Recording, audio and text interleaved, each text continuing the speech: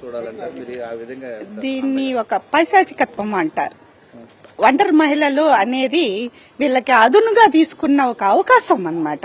దీన్ని ఎలా చేసుకుంటారంటే ప్రతిదీ కూడా క్యాష్ చేసుకోవడం, గోల్డ్ చేసుకోవడం, వాళ్ళ నుంచి ఏమేమైతే తీసుకోవాలో అవన్నీ తీసుకుని ఈమెతో మనకు పని లేదు అనే పరిస్థితిలో వాళ్ళ నుంచి విరక్తితో ఇంకొక విధంగా క్రియేట్ చేసి వాళ్ళు మంచోళ్ళు కాదు, వాళ్ళు అలాంటి వాళ్ళు ఇలాంటి వాళ్ళు అనేసని ఒక ఒంటరి మహిళ దొరికితే చాలన్నమాట. వీళ్ళు అదునుగా తీసుకుని వాళ్ళ నుంచి ఏమేమైతే మనం సంపాదించుకోగలమో అవన్నీ కూడా తీసుకున్న తర్వాత మనకి వీళ్ళతో అవసరం లేదన్నప్పుడు ఇలా వాళ్ళనే బ్యాడ్ గా క్రియేట్ చేయడం, ఇది ఒక పైశాచికత్వం అన్నమాట.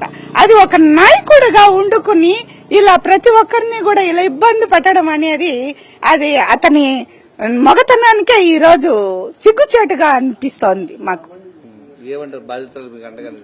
బాధితురాలకి ఎంతవరకైనా అండగా నిలవడానికి మేము హ్యూమన్ రైట్స్ కౌన్సిల్ నుంచి వచ్చామండి. నేను human rights council state senior vice president, మహిళా వింగ్. చిన్నపిల్లలు ఎక్కడైనా అడుక్కుంటా ఉన్నా ఏదున్నా కూడా నేను చాలా కేసులు కూడా చేశాను.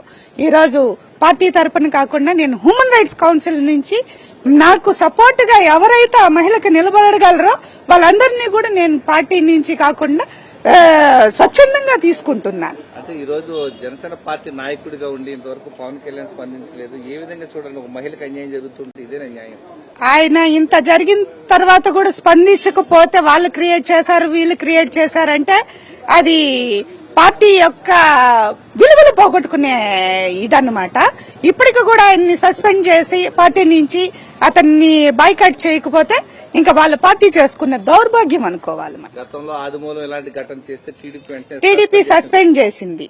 అలాగే కూడా ఇంకా ఎవరో చేస్తే కూడా అలాగే చేసింది. ఈ రోజు కూడా పార్టీ వాళ్ళు స్పందించి అతి తొందరగా స్పందించి పార్టీ నుంచి ఈ రోజు తొలగిస్తారనేసని కఠిన శిక్ష విధిస్తారని మేము అనుకుంటున్నాము.